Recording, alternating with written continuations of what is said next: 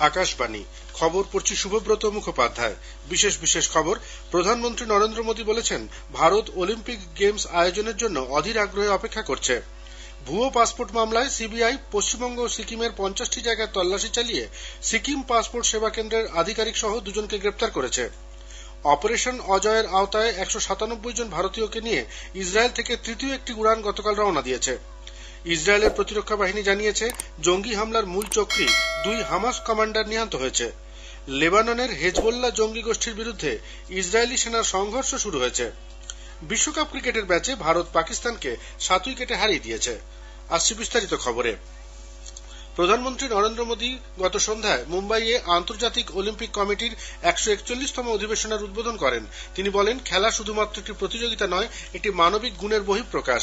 খেলার ভাষা এবং স্পিরিট শুধুমাত্র একটি দেশের মধ্যেই সীমাবদ্ধ নয়। প্রধানমন্ত্রী বলেন, বহু যুগ আগে থেকেই খেলা আমাদের জীবনযাত্রার অংশ। খেলা ছাড়া উৎসব অনুষ্ঠান পরিপূর্ণতা পায় না। ভারতবাসী শুধু খেলা ভালোবাসে তাই না, তারা খেলার মধ্যেই বেঁচে থাকে। শ্রী মোদী বলেন, ভারত অলিম্পিক গেমস আয়োজনে আগ্রহী। साल 2036 में भारत में ओलंपिक्स का सफल आयोजन हो, इसके लिए भारत अपने प्रयासों में कोई कमी नहीं रखेगा। ये 140 करोड़ भारतीयों का बरसों पुराना सपना है। इस सपने को अब हम आप सबके सहयोग से पूरा करना चाहते हैं। আইওসির প্রেসিডেন্ট থমাস বাক, অন্যান্য সদস্যবৃন্দ, ভারতীয় অলিম্পিক সংস্থার প্রতিনিধি সহ বিশিষ্ট ব্যক্তিরা অনুষ্ঠানে উপস্থিত ছিলেন। উল্লেখ্য, প্রায় 40 বছর পর এই নিয়ে দ্বিতীয়বার ভারত আইওসির অধিবেশন বসেছে। অধিবেশন শুরুর আগে তথ্য সম্প্রচার, যুব এবং ক্রীড়ামন্ত্রী অনুরাগ সিং ঠাকুর বিভিন্ন ক্রীড়া সংগঠনের প্রতিনিধি, বিশিষ্ট ক্রীড়াবিদদের সঙ্গে বৈঠকে মিলিত হন। এই বৈঠকে ভারতীয় ক্রীড়াবিদদের প্রশিক্ষণ এবং কর্মদক্ষতা বৃদ্ধিতে বিজ্ঞান ও প্রযুক্তির ব্যবহার নিয়ে আলোচনা হয়েছে। সাংবাদিকদের শ্রী ঠাকুর বলেন, भारत के बढ़ते कदम खेलों में है और भारत सरकार का जिस तरह से खेलों के प्रति योगदान रहा है, खेलों के जगत में बहुत तेजी के साथ इंफ्रास्ट्रक्चर बना रहे हैं, मेडल्स की टैली बढ़ रही है और भारत नई ऊंचाइयों पर जाने के लिए नए आयोजन के लिए भी तैयार दिखता है। ভুয়ো পাসপোর্ট মামলায় পশ্চিমবঙ্গ এবং সিকিমের 50টি জায়গায় তল্লাশি চালিয়ে সিবিআই গতকাল এক সুপারিনটেন্ডেন্ট সহ দুজনকে গ্রেপ্তার করেছে। গতকাল কলকাতার রুবি, সল্টলেক ছাড়াও হাওড়া, দার্জিলিং, শিলিগুড়ি, আলিপুরদুয়ারে তল্লাশি চালানো হয়। হাওড়ার উলুবেড়িয়াতে 6 সদস্যের একটি দল শেখ শাহানুর নামে এক ব্যক্তির বাড়িতে অভিযান চালিয়ে 6 ঘণ্টা ধরে জিজ্ঞাসাবাদ করে। পাসপোর্ট সেবা কেন্দ্রের সুপারিনটেন্ডেন্টকে 2 লক্ষ টাকা ঘুষ নেওয়ার অভিযোগে গ্রেপ্তার করা হয়েছে। ওই পাসপোর্ট সেবা কেন্দ্রটি সিকিমের। তার সঙ্গে গ্রেপ্তার হয়েছে আরও এক কর্মী। কলকাতা পাসপোর্ট অফিসের ডিপিওকে আটক করা হয়েছে। গতকাল যে 50টি জায়গায় তল্লাশি চলেছে তার মধ্যে 16টি ঠিকানাই সরকারি কর্মীদের। কেন্দ্রীয় শিক্ষা ও দক্ষতা উন্নয়ন মন্ত্রী ধর্মেন্দ্র প্রধান ওড়িশা সরকারকে রাজ্যের সুবিধাভোগীদের জন্য প্রধানমন্ত্রী আবাস যোজনা গ্রামীণ PMAYG এর বাস্তবায়ন নিয়ে তীব্র সমালোচনা করেছেন। তিনি অভিযোগ করেছেন যে মোদী সরকার ওড়িশার মানুষের জন্য 32 লক্ষেরও বেশি বাড়ি বরাদ্দ করেছে, কিন্তু ওড়িশা সরকার রাজ্যে তা কার্যকর করতে ব্যর্থ হয়েছে। দুর্নীতি এবং দরিদ্রদের অধিকার হত্যা ওড়িশা সরকারের নীতিতে পরিণত হয়েছে। 2024 সালের 31শে মার্চ পর্যন্ত যদি PMAYG বাস্তবায়িত হয় তবে প্রতিদিন 9000 বাড়ি তৈরি করা উচিত, কিন্তু বর্তমানে প্রতিদিন মাত্র 32টি বাড়ি তৈরি হচ্ছে। এটি রাজ্য সরকারের দক্ষতা মানুষের সামনে তুলে ধরে। মহিলাদের বিরুদ্ধে নৃশংসতা বাড়ছে বলেও তিনি অভিযোগ করেন। ভারতীয় উপকূলরক্ষী বাহিনী গতকাল পানামার একটি জাহাজ থেকে এক চীনা নাবিককে চিকিৎসার জন্য উদ্ধার করে মুম্বাইতে নিয়ে আসে। বাহিনীর সমুদ্র অনুসন্ধান এবং উদ্ধার কাজে সমন্বয় রক্ষাকারী দল গত শুক্রবার রাতে পশ্চিম উপকূলীয় অঞ্চলে টহল দেবার সময় নিউ ম্যাঙ্গালোর থেকে পাকিস্তানের বিন কাসেমগামী ওই জাহাজটি সংকেত পাঠিয়ে জানায় যে ছোট নৌকার অভাবে স্ট্রোকে আক্রান্ত, পক্ষাঘাতগ্রস্ত 49 বছর বয়সী ব্যক্তিকে চিকিৎসার জন্য কোথাও নিয়ে যাওয়া সম্ভব হচ্ছে না।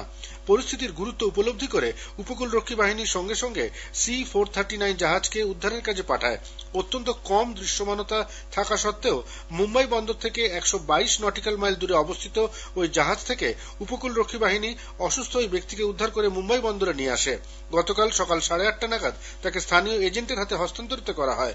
এই ঘটনা ভারতীয় জলসীমায় সুরক্ষার বিষয়ে উপকূলরক্ষী বাহিনীর দায়বদ্ধতা আরও একবার প্রমাণ করল। মিজোরামে আসন্ন বিধানসভা নির্বাচনের আগে শাসক মিজো ন্যাশনাল ফ্রন্ট এমএনএফ এবং হামার পিপলস কনফারেন্স এইচপিসি একজোট হয়ে লড়ার সিদ্ধান্ত নিয়েছে। উল্লেখ্য, সে রাজ্যে আসন্ন বিধানসভা নির্বাচনে 40টি আসনেই এমএনএফ প্রার্থী দিয়েছে। কেন্দ্রীয় সরকার 23শে আগস্টকে জাতীয় মহাকাশ দিবস হিসেবে পালনের বিজ্ঞপ্তি জারি করেছে। চন্দ্রযান-3 অভিযানের সাফল্যের স্মরণেই এই দিনটি উদযাপনের কথা কেন্দ্রীয় মন্ত্রিসভায় অনুমোদিত হয়। ইউরোপিয়ান পার্লামেন্টে ভারতের অভ্যন্তরীণ বিষয় নিয়ে প্রস্তাব আনার বিষয়ে লোকসভার অধ্যক্ষ ওম বিড়লা অসন্তোষ প্রকাশ করেছেন।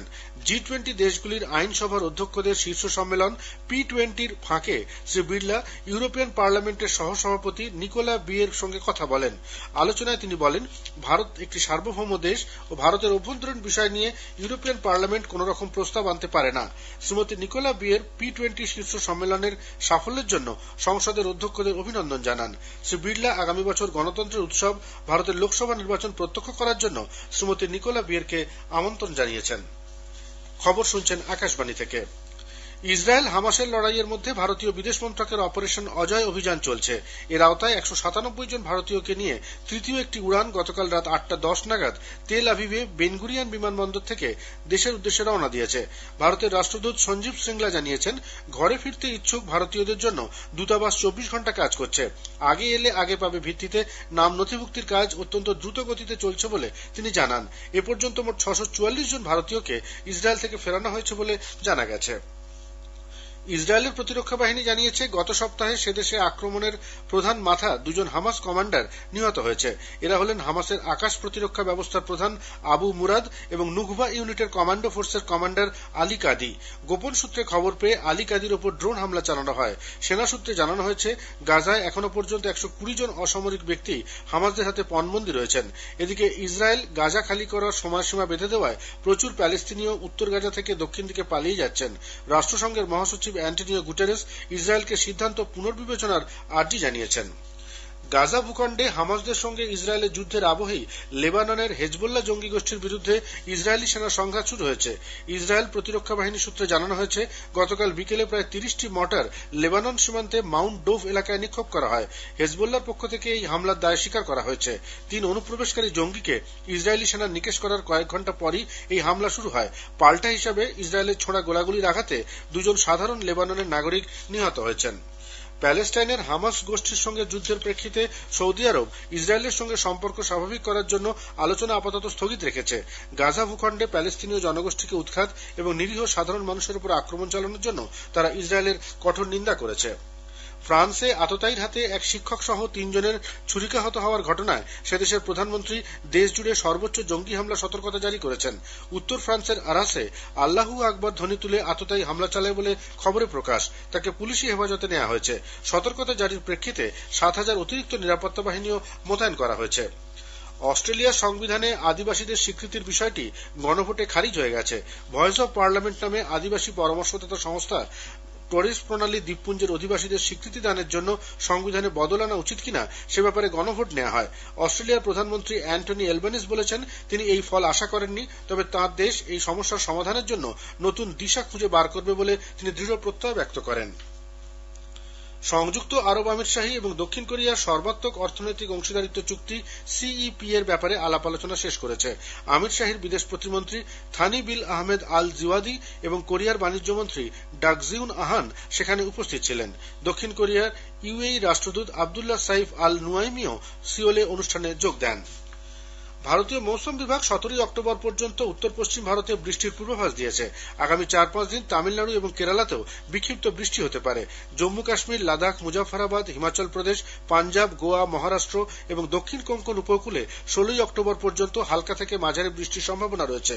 উত্তরাখণ্ড, হরিয়ানা, উত্তরপ্রদেশ এবং রাজস্থানেও আগামী 2 দিন হালকা থেকে মাঝারি বৃষ্টি হতে পারে বলে জানিয়েছে আবহাওয়া দপ্তর। আহমেদাবাদের নরেন্দ্র মোদী স্টেডিয়ামে বিশ্বকাপ ক্রিকেটের ম্যাচে ভারত পাকিস্তানকে 7 উইকেটে হারিয়ে দিয়েছে। টসে জিতে ভারত পাকিস্তানকে ব্যাট করতে পাঠায়। পাকিস্তান 42 ওভার 5 বলে সবকটি উইকেট হারিয়ে 191 রান করে। জবাবে ব্যাট করতে নেমে ভারত 30 ওভার 3 বলে 3 উইকেট হারিয়ে লক্ষ্যে পৌঁছে যায়। দিল্লির অরুণ জেটলি স্টেডিয়ামে আজ বিশ্বকাপ ক্রিকেটের ম্যাচে ইংল্যান্ড আফগানিস্তানের মুখোমুখি হবে। খেলা শুরু হবে দুপুর 2টায়। শেষ করার আগে খবরের বিশেষ কিছু অংশ আরও একবার। প্রধানমন্ত্রী নরেন্দ্র মোদী বলেছেন, ভারত অলিম্পিক গেমস আয়োজনে অধীর আগ্রহে অপেক্ষা করছে। বিশ্বকাপ ক্রিকেটের ম্যাচে ভারত পাকিস্তানকে 7 উইকেটে হারিয়ে দিয়েছে। খবর শেষ হলো।